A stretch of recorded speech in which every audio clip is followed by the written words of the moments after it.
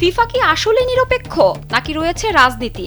এমন প্রশ্নই ঘুরপাক খাচ্ছে ফুটবল প্রেমীদের মধ্যে। গ্যালারিতে যখন কোটি মানুষের উল্লাস চলে, পর্দার আড়ালে তখন চলে বিশ্ব রাজনীতির ভয়ঙ্কর দাবার চাল। গেল 100 বছরের ইতিহাস সাক্ষী, খেলার মাঠ কখনোই রাজনীতি থেকে মুক্ত ছিল না, বরং তা ব্যবহৃত হয়েছে স্বৈরশাসকের প্রচারণা, দেশের ভাবমূর্তি বদলানো কিংবা যুদ্ধের প্রতিশোধ নেওয়ার মোক্ষম অস্ত্র হিসেবে। 2026 সালের চলমান ফুটবল বিশ্বকাপেও রাশিয়া ও ইসরায়েলকে কেন্দ্র করে বিশ্ব ফুটবলের নিয়ন্ত্রক সংস্থা ফিফার দ্বিমুখী নীতি এবং 2034 বিশ্বকাপের আয়োজক হিসেবে সৌদি আরবের প্রস্তুতি ক্রীড়ামঞ্চকে এক নির্মম রাজনৈতিক যুদ্ধক্ষেত্রে পরিণত করেছে। দ্য আরব উইকলি ও মোমেন্ট সহ একাধিক গণমাধ্যম এই তথ্য নিশ্চিত করেছে।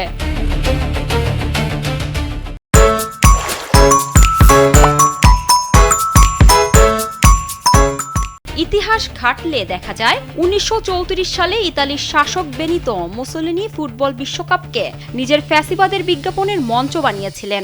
এর ঠিক 2 বছর পর 1936 সালে বার্লিন অলিম্পিককে নাৎসিদের বর্ণবাদী শ্রেষ্ঠত্ব প্রচারের হাতিয়ার বানান অ্যাডলফ হিটলার। তবে আমেরিকার কৃষ্ণাঙ্গ অ্যাথলেট জেডি ওয়েন্স পরপর 4টি সোনা জিতে হিটলারের সেই অহংকার গুঁড়িয়ে দেন।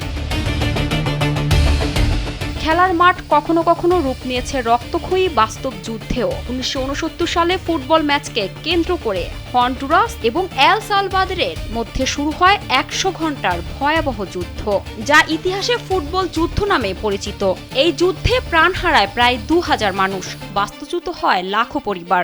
আবার 1986 সালের বিশ্বকাপে ডিয়েগো ম্যারাডোনার সেই বিখ্যাত হ্যান্ড অফ গড এবং শতাব্দীর সেরা গোলটি কেবল সাধারণ কোনো গোলই ছিল না। ফকল্যান্ড যুদ্ধে ব্রিটেনের কাছে হেরেছিল আর্জেন্টিনা। ম্যারাডোনা নিজেই স্বীকার করেছিলেন, ওই ম্যাচটি ছিল যুদ্ধে নিহত আর্জেন্টাইন সৈনিকদের হয়ে এক প্রতিশোধ। মাঠের এই লড়াই যেমন হিংসাত্মক রূপ নিয়েছে, তেমনি কখনো শান্তির দূত হয়েছে।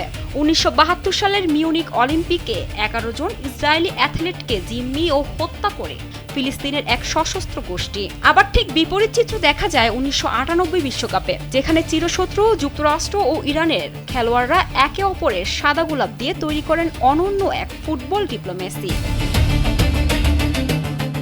21শ শতাব্দীতে এসে রাজনীতির এই রূপ আরো সূক্ষ্ম হয়েছে, যাকে বলা হচ্ছে সফট পাওয়ার। কাতার বিশ্বকাপের পর এখন এই পথ ধরে এগিয়ে যাচ্ছে সৌদি আরব। ফিফা ইতিমধ্যেই 2034 সালের ফুটবল বিশ্বকাপ আয়োজনের আনুষ্ঠানিক সবুজ সংকেত দিয়ে তাদের বৈশ্বিক প্রভাব বাড়াতে বড় ভূমিকা রেখেছে। তবে এই বিশ্বমঞ্চের নিয়ন্ত্রক সংস্থা ফিফার ভূমিকা নিয়ে আন্তর্জাতিক মহলে তীব্র সমালোচনা চলছে। ইউক্রেন আক্রমণের পর রাশিয়াকে আন্তর্জাতিক ফুটবল থেকে দ্রুত নিষিদ্ধ করা হলেও ইসরায়েল ক্ষেত্রে ফিফার নীতি সম্পূর্ণ ভিন্ন। 2026 সালের মার্চ মাসে ফিফা ইসরায়েলকে নিষিদ্ধ করার আবেদন নাকচ করে কেবল 1.5 লাখ সুইস ফ্রাঙ্ক জরিমানা করার সিদ্ধান্ত নেয়। ফলে 2026 সালের চলমান বিশ্বকাপেও ইসরায়েলকে পুরোপুরি বহিষ্কারের দাবিতে আন্তর্জাতিক অঙ্গনে বিক্ষোভ অব্যাহত রয়েছে।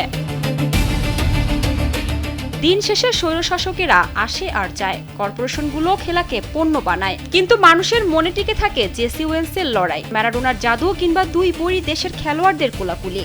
ক্ষমতা মুছে যায়, কিন্তু সুন্দর খেলাধুলা শেষ পর্যন্ত মানুষেরই থেকে যায়।